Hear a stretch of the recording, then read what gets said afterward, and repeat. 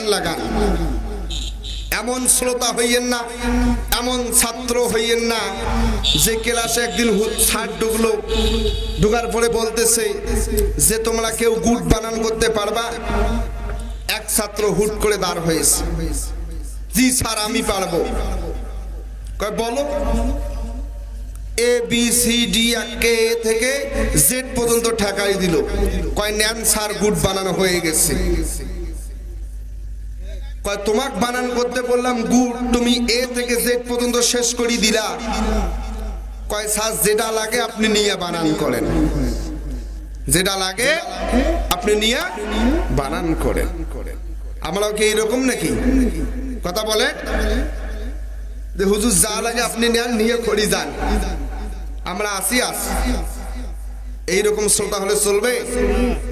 মন এখানে দেন, ফায়দা আছে।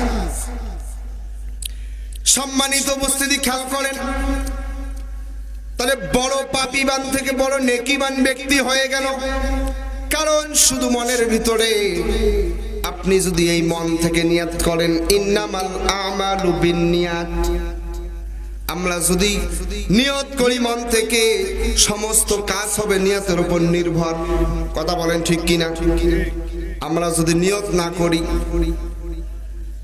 হঠাৎ আসলাম, হঠাৎ বসলাম, হঠাৎ তওবা করলাম, কাম হবে? নিয়ত করতে হবে আগে। কারণটা হচ্ছে নিয়তটা হচ্ছে আসল, এটাই নির্ভর করবে আপনার প্রতি। যতটুকু আপনার নিয়ত মজবুত হবে, আল্লাহর আসমান থেকে ফায়সালা সেই রকম মজবুত হবে। কথা বলেন ঠিক কিনা? সম্মানিত উপস্থিতি, খেয়াল করেন, যে তারা হজে যায় গুনাহ মাফ হইল, কিন্তু আমাদের গুনাহ আমরা কেমনে মাফ করব বুঝতে পারছেন কিনা? বুঝতে পারছেন না? হ্যাঁ, বুঝেন নাই? মনের অনুশোচনা, পাপের অনুশোচনা, অনুপ্রেরণা আল্লাহর কাছে যদি পছন্দ হয়ে যায়, শেষ রাতে, গভীর রাতে তাহাজ্জুদ পড়ে আল্লাহর দরবারে আমরা চোখের পানি ছেড়ে দিয়ে আল্লাহর কাছে চাবো, শেয়ার করব আমাদের পাপের অনুপ্রেরণা, অনুশোচনা আল্লাহর কাছেই বলবো। আল্লাহর কাছে যদি পছন্দনীয় হয়ে যায়, তাহলে ওই ব্যক্তির মতো বড় পাপীবান থেকে বড় নেকিবান বানায় দেবেন তিনি কে? আল্লাহ। যেই ব্যক্তিকে বড় পাপীবান থেকে নেকিবান ব্যক্তি বানিয়ে দিয়েছে, ওই আল্লাহ কি আজও আছে? আছে, আছে। তাহলে সেই আল্লাহই মাফ করে দিবেন। কথা বলেন ঠিক কিনা? সম্মানিত উপস্থিতি, খেয়াল করেন, ভালো করে খেয়াল করেন, গুনাহ জীবনে সবার আছে, আল্লাহর কাছে চাইতে হবে। বিশ্ব নবীর হাদিস, সন্তান যখন হারিয়ে যায়, হারিয়ে গেলে মা যেমন কান্না করে, আর্তনাদ করে, ওই আর্তনাদের পরে যখন সন্তানকে ফিরে পায়, মা যেমন খুশি হয়ে যায়, তার চেয়েও দ্বিগুণ খুশি হয়ে যায় যারা গুনাহগার বান্দা বান্দি আছে, তওবা করে আল্লাহর কাছে মাপ চায়। কথা বলেন ঠিক কিনা? তার চেয়েও দ্বিগুণ খুশি হয়। তাহলে আমাদেরকে আল্লাহর দরবারে মাপ চাওয়ার দরকার আছে না নাই? আছে। নিয়ম জানাই দেব তিনটা। এই তিন নিয়মে আপনি যদি তওবা করেন, আল্লাহ পাক অবশ্যই আপনার গুনাহগুলো মাফ করে দিবেন। এটা জানার দরকার আছে কি? আছে। খেয়াল করেন তাহলে, কোরআনুল কারীম থেকে যে আয়াতে কারিমা তেলাওয়াত করেছি, সূরা আলে ইমরানের ৯৭ নম্বর আয়াত, আল্লাহ রাব্বুল আলামিন বলে দিলেন, ওয়ালিল্লাহি আলান নাসি হিজ্জুল বাইতি মান ইসতাতা ইলাইহি সাবিলা। যাদের সম্পদ আছে, সামর্থ্য আছে, ওই বাইতুল্লাহ পর্যন্ত পৌঁছার মতো ক্ষমতা আছে, তাদের জন্য আল্লাহর হজ করা ফরজ। চিল্লায় বলেন আল্লাহু আকবার। হজ করা কি ফরজ? হজে গেলেন, আপনার সামর্থ্য আছে, আপনি হজে গেলেন, ওখানে গিয়েও গুনাহ মাফ হয়ে যায়। কথা বলেন ঠিক কিনা? আমরা যারা সামর্থ্য নাই, তাদের তো নিয়ম জানাই দিলাম, পাপের অনুশোচন অনুপ্রেরণা করবেন আল্লাহর দরবারে, আল্লাহ মাফ করে দিবেন। আর যাদের সামর্থ্য আছে তারা ভালো করে খেয়াল করেন, এই হজ তাদের জন্য ফরজ, এটা আদায় করতেই হবে। কারণটা হলো শক্তি সামর্থ্য থাকা অবস্থায় যারা হজে যাবে না, তারা ইহুদি খ্রিস্টান হয়ে মরুক আর নাফরমান হয়ে মরুক, আল্লাহর কিছু যায় আসে না, আল্লাহর কিছু যায় আসে না। কত বড় ভয়ঙ্কর কথা। আমি কি কথা বানাই বলতেছি? কথা বলে বানাই বলতেছি? কথা কার? আল্লাহ। আজ যারা হজে যাবে, হজ করবে, আল্লাহর নবী বিশ্ব নবী বলেন, যে হাদিসটা আপনাদের সামনে তেলাওয়াত করেছি, যে ব্যক্তি হজে যাবে, হজ থেকে ওখানকার যত কার্যক্রম আছে সমস্ত কার্যক্রম শেষ করে যখন বাসার দিকে ফিরে আসবে, আল্লাহর নবী বলেছেন যে ওই ব্যক্তি সেই রকম হবে যে আমরা যেমন পৃথিবীতে ভূমিষ্ঠ হই বা জন্মগ্রহণ করি, পৃথিবীতে আসি, সেই রকম ছোট্ট শিশু যেমন নিষ্পাপ, যারা হজ থেকে ফিরে আসবে তারা হবে সেই রকম নিষ্পাপ। আল্লাহু আকবার। তাহলে দেখেন আমরা কোথায়। আমাদের টাকা পয়সা থাকলে আমরা সুদের উপর দেই, এইরকম পাবলিক আছে না নাই? আল্লাহ সুদকে হারাম করেছেন, ব্যবসাকে হালাল করেছেন। হাল্লাল্লাহুল বাইআ ওয়া হারামার রিবা। সুদের ধ্বংস, সুদের বৃদ্ধি আল্লাহ পাক ধ্বংস করে দেন। সুদের বৃদ্ধিকে আল্লাহ পাক কি করে দেন? ধ্বংস করে দেন। আর যারা হালাল পথে ব্যবসা করবে, বাণিজ্য করবে, তাদের সম্পদ আল্লাহ পাক বাড়ায় দিবেন। কথা বলেন ঠিক কিনা? কিন্তু আমরা তো বর্তমান হালালের প্রয়োজন নাই। কেউ যদি বিপদে পড়ে, কারো কাছে টাকা কর্জে হাসানা নিতে যায়, তখন ওই ব্যক্তি বলে যে টাকা আছে, 20,000 আছে, একজনের টাকা দিছে, আমাকে একটু বাড়ায় দেওয়ার জন্য বলছে। কি দেওয়ার জন্য? বাড়ায় দেওয়ার জন্য বলছে। আছে না নাই মুরব্বী? এরকম আছে না নাই? আছে। এমনিতে যদি চান দিবে না, এটা আমার টাকা না, অমুকের টাকা, তমুকের টাকা, এইভাবে আপনি খেয়াল করেন। ওই সুদ দিয়ে আপনি যত সম্পদ করেন না কেন, সমস্ত সম্পদ ধ্বংস করে দেবে তিনি কে? যারা অবৈধভাবে মানুষকে ঠগে, চোখের বাড়ি ফেলায়া, মানুষকে গুম করে, মানুষকে হত্যা করে, আয়না ঘরে বন্দি করে সম্পদ অর্জিত করেছে, তাদের সম্পদ আজকে পিঁপড়ায় খাচ্ছে। কথা বলেন ঠিক কিনা? কোথায় আছে? একদম শেষ। খবর নেওয়ার সময় আছে? সম্পদের খবর নেওয়ার সময় আছে? তারা এখন কোথায়? মামু বাড়িতে। আহা, দেখেন কত জুলুম অত্যাচার মানুষের মাঝে হয়েছে। জুলুমকারীকে মনে হয় আল্লাহ পছন্দ করে? আল্লাহ পছন্দ করে না। আল্লাহ রাব্বুল আলামিন বলে দিলেন, কিতাবুন আনজালনাহু ইলাইকা লিতুখরিজান নাসা মিনাজ যুলুমাতি ইলান নূর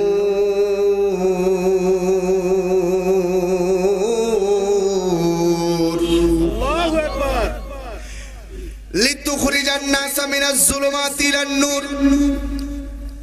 লিতুখরিজান নাস, নাস মানে হচ্ছে মানুষ, মিনাজ যুলুমাত, যুলুম মানে অন্ধকার, ইলান নূর, নূর মানে হচ্ছে আলো।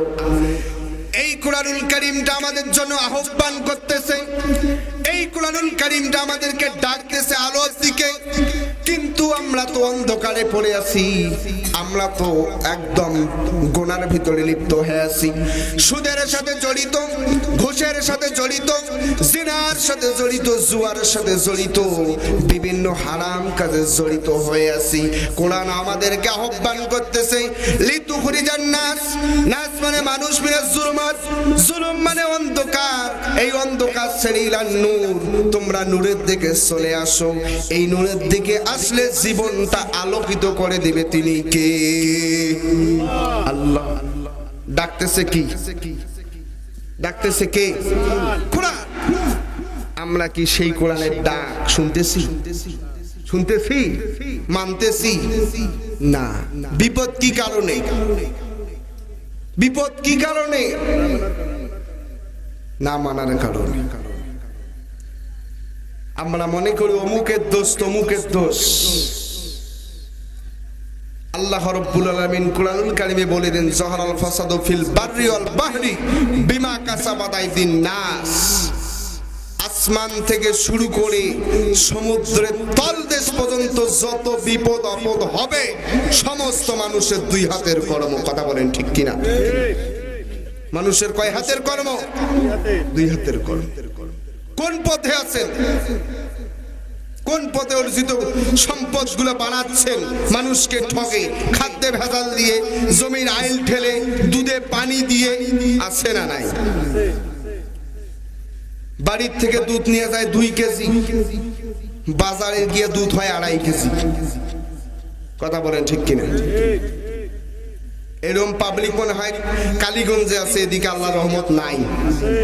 তো মহা মুসিবত ব্যাপার। আপনাদের এলাকাও আছে তো মানি নেওয়া যায় না। যারা এইরকম পাবলিক তারা এখনো এই জান্নাতের বাগানে আসতে পারে নাই। কথা বলেন ঠিক কিনা? কারণ তাদের শরীর জ্বলতেছে।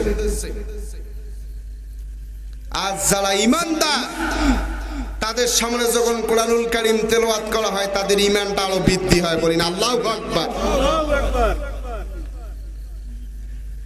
সম্মানিত উপস্থিতি, খেয়াল করেন ভালো করে।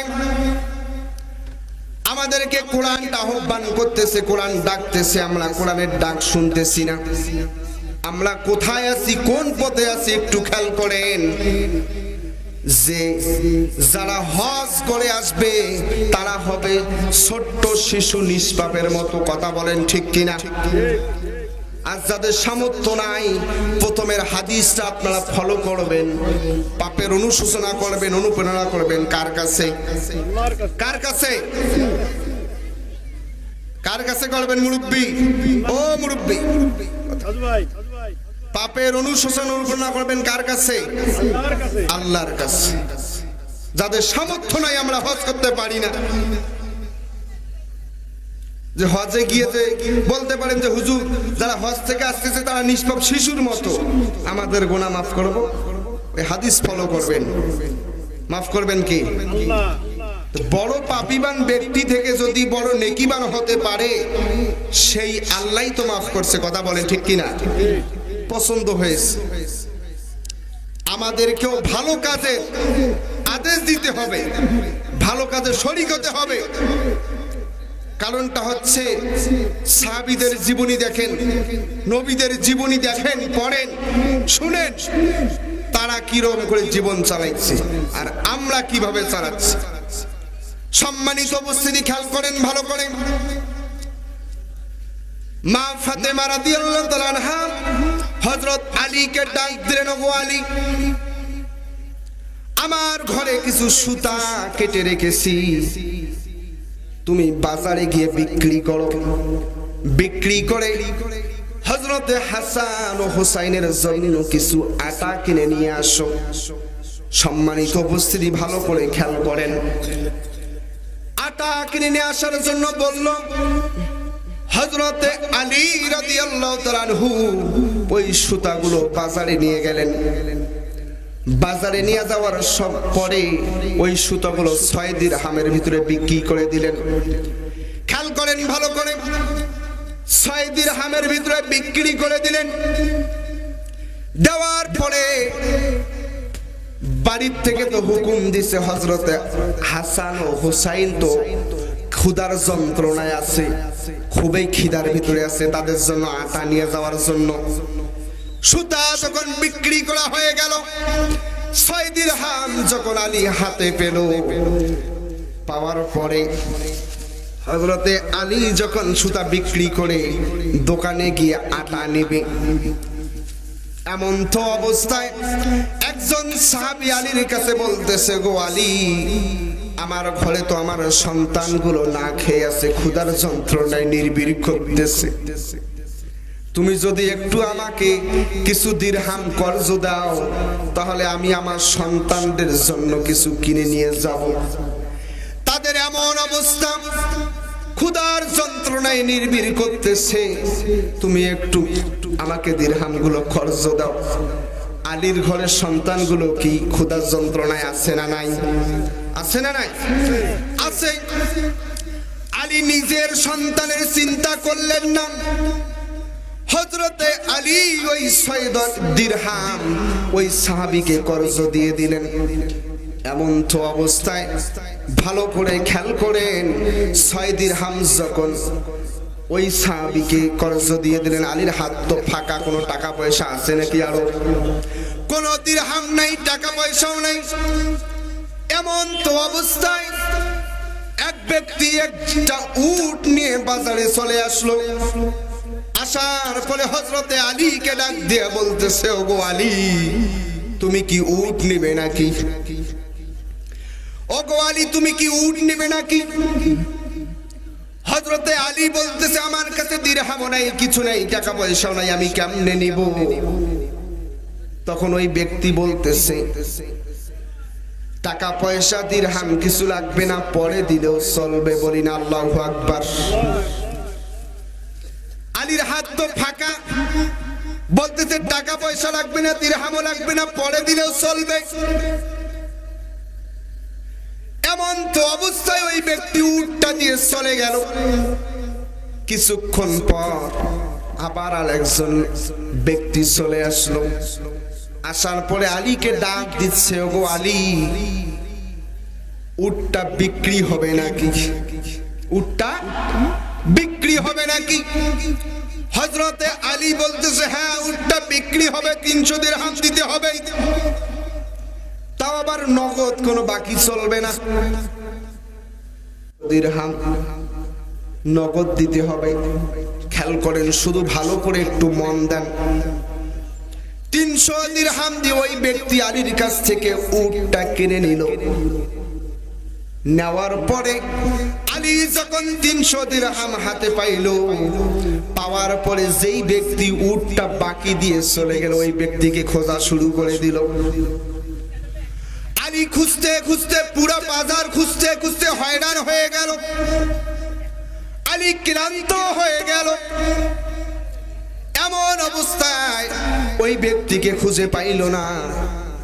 না পেয়ে আলী বাসার দিকে রওনা দিলেন। বাসার দিকে রওনা দিয়ে দেওয়ার বাসায় যখন আলী পৌঁছলেন, দরজা খোলার সাথে সাথে দেখতেছেন আল্লাহর নবী, বিশ্ব নবী মুহাম্মাদুর রাসূলুল্লাহ সাল্লাল্লাহু আলাইহি ওয়াসাল্লাম মুস্কি হাসি দিয়ে বলতেছেন, ওগো আলী, এই উটের ইতিহাস কি আমি বলবো নাকি তুমি বলবে? এমন তো অবস্থায় আলী রাদিয়াল্লাহু তাআলা আনহু বলতেছে, ও আল্লাহর নবী, আমি তো ক্লান্ত হয়ে গেছি, হয়রান হয়ে গেছি, এই উটের ইতিহাস আপনি বলেন। তখন আল্লাহর নবী, বিশ্ব নবী বলতে শুরু করলেন যে, আলী, তুমি যে প্রথম ব্যক্তি যে তোমাকে উটটা বাকিতে বাজারে দিয়ে চলে গেছে, ওই ব্যক্তি হচ্ছে হযরত জিবরাইল আলাইহিস সালাতু ওয়াস সালাম। আল্লাহু আকবার বলবেন না? ওগো আলী, দ্বিতীয় যে ব্যক্তি তোমার কাছ থেকে উটটা বিক্রি করে নিয়ে চলে গেছে 300 দিরহাম দিয়ে, ওই ব্যক্তি হচ্ছে হযরতে ইসরাফিল আলাইহিস সালাতু ওয়াস সালাম। ও গো আলী, তুমি যে সাহাবীকে 6 দিরহাম কর্জ দিছো, তোমার ঘরের সন্তানগুলো না খেয়েছিল, এই কথা চিন্তা করো নাই, নিজের সন্তানের চিন্তা করো নাই, আর একজন সাহাবীর সন্তানের চিন্তা করছো। আল্লাহর কাছে এত পছন্দনীয় হয়ে গেছে, এত মধুর, এত ভালোবাসার হয়ে গেছে, এত প্রিয় হয়ে গেছে। এই কারণে আল্লাহ রাব্বুল আলামিন মা ফাতেমা যে জান্নাতের ভিতরে উটটা দিয়ে সওয়াদ দিবেন, সেই উটটা আল্লাহ পাক রব্বুল আলামিন দুনিয়ার ওই বাজারের ভিতরে তোমাকে পাঠিয়ে দিয়েছে। তাহলে দেখেন, নিজের ঘরের সন্তান কি ক্ষুধার যন্ত্রণায় ছিল না? ছিল না? আপনারা কি আমার কথা বুঝতেছেন? হ্যাঁ, আপনারা কি সবাই জীবিত আছেন তো? হ্যাঁ, জীবিত মানুষের সামনে কি আমি কথা বলতেছি? ঠিক আছে, তাহলে খেয়াল করেন, নিজের ঘরের সন্তান না খেয়েছিল সেটা চিন্তা করে নাই, চিন্তা করছে একজন সাহাবীর ঘরের সন্তান না খেয়ে আছে। দেখেন, আলীর কোনো উপায় ছিল? 6 দিরহাম দেওয়ার পরে উপায় ছিল কোনো? নাই, তার কাছে কিছুই নাই। আমরাও যদি ভালো কাজে, ভালো পথে শরীক হই, ব্যয় করি, আমাদের জন্য যথেষ্ট কে? কথা বলেন আল্লাহ। যেই আল্লাহ আলীকে উট পাঠাই দিছে, সেই আল্লাহ কি আজকে আছে না নাই? আজও আছে, আছে। আমরাও যদি মানুষের কল্যাণে, মানুষের বিপদে, মানুষের বিভিন্ন জরুরতে পাশে দাঁড়াইতে পারি, সহযোগিতা করতে পারি, মানুষকে যদি ভালো পথ দেখাইতে পারি, আমাদের বিপদ আপদ বালা মুসিবত সমস্ত কিছু হেফাজত করবেন তিনি কে? আল্লাহ। আমরা কি মরবো না? আমরা মারা যাব না? কে কে মরবেন না হাত তোলেন তো দেখি। আল্লাহু আকবার। হুজুর, আমি তো অবাক হয়ে গেলাম। মানে ওই স্টুডেন্ট, ওই ছাত্রের মতো আপনারা যা দেখতেছি, যে যা লাগে আপনি সার বানান করি নেন। তাহলে বুঝা গেল 2-1 ওই ছাত্র আছেন। আল্লাহ হেফাজত করুক বলে আমিন। সম্মানিত উপস্থিতি, খেয়াল করেন ভালো করে। এই পৃথিবী ছেড়ে একদিন চলে যাব, যেই অন্ধকার কবরে চলে যাব। আমাদের আশেপাশে কিন্তু অনেক কবর আছে না নাই? আছে না? আছে। আমার মতো, আপনার মতো কত মানুষ ঘুমায় আছে, আছে না নাই? আছে। তারাও আমাদের মতো এই রকম সুযোগ সময় পেয়েছে। কথা বলেন ঠিক কিনা? তাদের যারা মারা গেছে, তাদের সময় কি তাফসীর মাহফিল হয় নাই? হয়েছে। তারা যদি ওই মাহফিলে বসে নাই, শুনে নাই, তারা আজকে আফসোস করতেছে যে কি ভুল যে আমি করেছি। ওই মানুষগুলো তখন আল্লাহর কাছে সুযোগ চাবে যে আল্লাহ আমাকে আরেকবার দুনিয়াতে পাঠানোর জন্য সুযোগ দেন। আপনার ইবাদত ছাড়া, আপনার হুকুম ছাড়া কোনো হুকুম আমি অমান্য করব না। শয়তানকেও চিনবো না, শয়তানের হুকুমও মানবো না, শয়তানের ওয়াসওয়াসাও পড়বো না। কথা বলেন, এইরকম আরজি করবেন আল্লাহর কাছে। আল্লাহ কি বলবে? সুযোগ কয়বার? সময় কয়বার? একবার। আর হবে না, আরো হবে না, সময় শেষ। তখন আমরা কোথায় যাব? আজকে স্ত্রীর জন্য, সন্তানের জন্য বিভিন্ন আত্মীয় স্বজনের জন্য, পাড়া প্রতিবেশী, বন্ধু বান্ধবের জন্য অনেক কিছু করতেছি। একটাবার চিন্তা করেন, ভাবেন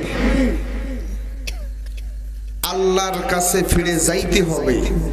রাতের বেলা কারেন্টের বাল্বটা বন্ধ করে, চোখটা বন্ধ করে চিন্তা করবেন, এই সময় যদি আমি আজকে মারা যাই, তাহলে কালকে এই সময় আমি কোন অবস্থায় থাকব। একটু চিন্তা করবেন, আমি কি দুনিয়াতে ভালো কাজ করতেছি? আল্লাহর হুকুম কি সমস্ত কিছু মানতেছি? আমি কি একদম ইমানদার, নাকি আমার জীবনে কোনো গুনাহ নাই? একটু চিন্তা করবেন, দেখবেন অটোমেটিক আপনি যদি মন থেকে চিন্তাটা করেন, আপনার চোখ বেয়ে বেয়ে পানি চলে আসবে। কথা বলেন ঠিক কিনা? বিশ্বাস না হলে আজকে রাতের ভিতরে করে দেখবেন, চোখ বেয়ে বেয়ে যখন পানি আসবে আপনার, তখন আপনার দিলটা একদম দুর্বল হয়ে যাবে। চোখ দিয়ে এত সহজে পানি ঝরে না, এত সহজে না। আর সেই সময় আপনি তাহাজ্জুদে বসে পড়বেন, চোখের পানি ছেড়ে দিয়ে আল্লাহর কাছে যত সমস্যা আছে সমস্ত সমস্যা তুলে ধরবেন আর কাঁদবেন, চোখের পানি ছেড়ে দিবেন। আল্লাহ তাআলা মাফ করে দিতে পারেন কিনা? সেই আল্লাহর দরবারে ফিরে যাইতেই হবে। সম্মানিত উপস্থিতি, খেয়াল করেন ভালো করে, যে তাওবার 3টা নিয়ম জানাই দেওয়ার কথা ছিল। আমি কি বলবো? বলবো বলবো নারায়ে তাকবীর, নারায়ে তাকবীর।